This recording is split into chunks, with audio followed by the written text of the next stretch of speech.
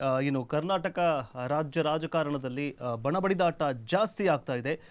ಕರ್ನಾಟಕದಲ್ಲಿ ಏನು ರಾಷ್ಟ್ರೀಯ ಪಕ್ಷಗಳು ಬಿಜೆಪಿ ಮತ್ತು ಕಾಂಗ್ರೆಸ್ ಹೈಕಮಾಂಡ್ಗೆ ದೊಡ್ಡ ತಲೆನೋವಾಗಿ ಹೋಗ್ಬಿಟ್ಟಿದೆ.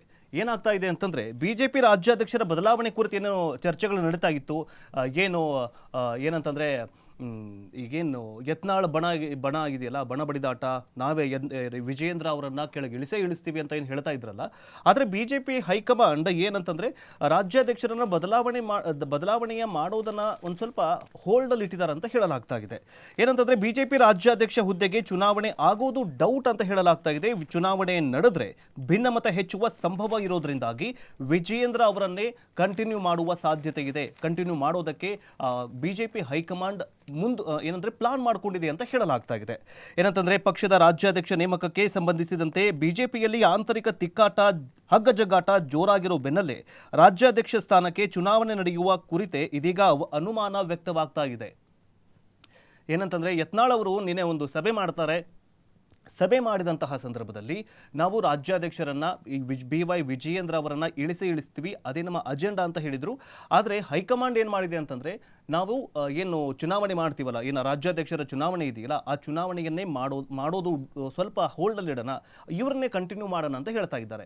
ಯಾಕಂತಂದರೆ ಒಂದು ಪಕ್ಷದಲ್ಲಿ ನೀವೇನಾದರೂ ರಾಜ್ಯಾಧ್ಯಕ್ಷರ ಚುನಾವಣೆಯನ್ನು ಮಾಡಿದ್ದೀಯಾದಲ್ಲಿ ಮತ್ತಷ್ಟು ಆಂತರಿಕ ಬಣಬಡಿದಾಟ, ಬಣ ರಾಜಕಾರಣ ಮತ್ತಷ್ಟು ಹೆಚ್ಚಾಗುವ ಸಾಧ್ಯತೆ ಇದೆ. ಜೊತೆಗೆ ಅಪ್ಸೆಟ್ ಆಗುವ ಶಾಸಕರ ಸಂಖ್ಯೆ ಹೆಚ್ಚಾಗುವ ಸಾಧ್ಯತೆ ಇದೆ ಅಂತ ಹೇಳಲಾಗ್ತಾ ಇದೆ.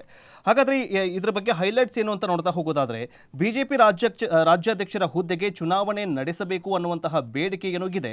ಆದರೆ ನೇರ ಚುನಾವಣೆ ನಡೆದ್ರೆ ಪಕ್ಷದಲ್ಲಿ ಭಿನ್ನಮತ ಸೃಷ್ಟಿಯಾಗುವ ಸಾಧ್ಯತೆ ಇದೆ. ಹೀಗಾಗಿ ದೆಹಲಿ ಮಟ್ಟದಲ್ಲೇ ಅಧ್ಯಕ್ಷರ ಬಗ್ಗೆ ನಿರ್ಧಾರ ಕೈಗೊಳ್ಳುವ ಸಾಧ್ಯತೆ ಇದೆ ಅಂತ ಹೇಳಲಾಗ್ತಾ ಇದೆ. ಹೀಗಾಗಿ ದೆಹಲಿ ಮಟ್ಟದಲ್ಲೇ ಅಂದರೆ ಹೈಕಮಾಂಡೇ ರಾಜ್ಯಾಧ್ಯಕ್ಷರ ಸೆಲೆಕ್ಷನ್ ಮಾಡುವಂತಹ ಸಾಧ್ಯತೆ ಇದೆ. ಜೊತೆಗೆ ರಾಜ್ಯ ಘಟಕ ನಾಯಕರಿಗೆ ಶಿವರಾಜ್ ಸಿಂಗ್ ಚೌಹಾನ್ ಮೂಲಕ ಸಂದೇಶವನ್ನು ನೀಡುವ ಸಾಧ್ಯತೆ ಇದೆ. ಇನ್ನು ವಿಜಯೇಂದ್ರ ಅವರನ್ನು ಬದಲಿಸಿದರೆ ಸ್ಥಳೀಯ ಚುನಾವಣೆಗಳ ಮೇಲೆ ಭಾರಿ ಪ್ರಮಾಣದಲ್ಲಿ ಪರಿಣಾಮ ಬೀರುವ ಸಾಧ್ಯತೆ ಇರೋದ್ರಿಂದಾಗಿ ಈ ಒಂದು ಚುನಾವಣೆ ಮಾಡೋದಕ್ಕೆ ಸ್ವಲ್ಪ ಹೋಲ್ಡಲ್ಲಿ ಇಟ್ಟಿದ್ದಾರೆ. ಇನ್ನು ಅದಕ್ಕೂ ಮುನ್ನ ಯಡಿಯೂರಪ್ಪ ಅವರನ್ನು ಒಪ್ಪಿಸಬೇಕು. ಆದರೆ BSY ಒಪ್ಪುವಂತಹ ಸಾಧ್ಯತೆ ಕಮ್ಮಿ ಇರುತ್ತೆ. ಹೀಗಾಗಿ ಬಹು ಮತದೊಂದಿಗೆ ವಿಜಯೇಂದ್ರ ಅವರನ್ನು ಮುಂದುವರಿಸುವ ಸಾಧ್ಯತೆ ಇದೆ ಅಂತ ಹೇಳಲಾಗ್ತಾ ಇದೆ. ಏನಂತಂದ್ರೆ BY ವಿಜಯೇಂದ್ರವನ್ನ ಇಳಿಸಬೇಕು ಅಂತ ಒಂದು ಬಡಿದಾಟ ನಡೆಸ್ತಾ ಇದ್ರೆ, ಒಂದು ವಾರ ನಡೆಸ್ತಾ ಇದ್ರೆ, ಹೈಕಮಾಂಡ್ ಏನು ಮಾಡ್ತಾ ಇದೆ ಅಂತಂದ್ರೆ ಯತ್ನಾಳ್ ಅವರನ್ನು ಕೂಡ ಸಮಾಧಾನ ಪಡಿಸಬೇಕು, ವಿಜಯೇಂದ್ರ ಅವರನ್ನು ಕೂಡ ಸಮಾಧಾನ ಪಡಿಸಬೇಕು. ಕಳೆದ ಬಾರಿ ಏನಂತಂದರೆ ನಮ್ಮ ಡಾಕ್ಟರ್ ಸುಧಾಕರ್ ಅವರು ಹೈಕಮಾಂಡ್ ಹತ್ರ ಹೋಗಿದ್ರು, ನಮಗೆ ಜಿಲ್ಲಾಧ್ಯಕ್ಷರನ್ನು ಬದಲಿಸಬೇಕು ಅಂತ. ಅವರು ವಿತಿನ್ ಅ ಫ್ರ್ಯಾಕ್ಷನ್ ಆಫ್ ಸೆಕೆಂಡಲ್ಲೇ ಅದಕ್ಕೆ ಸೊಲ್ಯೂಷನ್ ಕೊಟ್ಬಿಟ್ರು. ಆದರೆ ಯತ್ನಾಳ್ ಅವರಿಗೆ ಸೊಲ್ಯೂಷನೇ ಸಿಗ್ತಾಗಿಲ್ಲ. ನಾವು BY ವಿಜಯೇಂದ್ರ ಅವರನ್ನು ಸೋಲಿಸ್ತೀವಿ ಅಂದರೆ ಕೆಳಗೆ ಇಳಿಸ್ತೀವಿ ಅಂತ ಹೇಳ್ತಿದ್ದಾರೆ. ಬಟ್ ಈಗ ಹೈಕಮಾಂಡ್ ಈ ಬಣದಲ್ಲಿರುವಂತಹ ನಾಯಕರನ್ನು ಹೇಗೆ ಒಪ್ಪಿಸಬೇಕು ಅನ್ನೋದಕ್ಕೆ ಒಂದು ಪ್ಲಾನ್ ಮಾಡ್ಕೊಂಡಿದ್ದಾರೆ.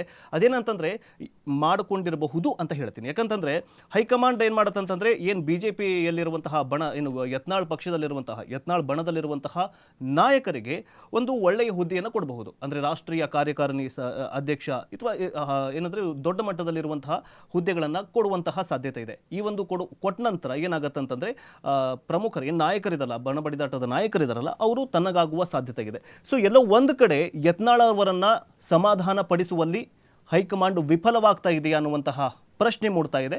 ಮುಂದಿನ ದಿನಗಳಲ್ಲಿ ಏನಾಗುತ್ತೋ ಗೊತ್ತಿಲ್ಲ. ಬಟ್ ರಾಜ್ಯಾಧ್ಯಕ್ಷರನ್ನ ಇಳಿಸ್ತೀವಿ ಅಂತ ಒಂದು ಕಡೆ ಯತ್ನಾಳ್ ಅವರು ಪಣ ತೊಟ್ಟಿದ್ರೆ, BY ವಿಜಯೇಂದ್ರ ಅವರು ಹೈಕಮಾಂಡ್ ಏನು ಹೇಳುತ್ತೆ ಅದನ್ನೇ ನಾವು ಮಾಡ್ತೀವಿ. ಬಟ್ ಎಲ್ಲೋ ಒಂದು ಕಡೆ ವಿಜಯೇಂದ್ರ ಅವರು ಕೂಡ ಇಳಿಯೋದಕ್ಕೆ ರೆಡಿ ಇಲ್ಲ. ಮುಂದಿನ ದಿನಗಳಲ್ಲಿ ಏನಾಗುತ್ತೆ ಅಂತ ನೋಡಬೇಕಾಗಿದೆ.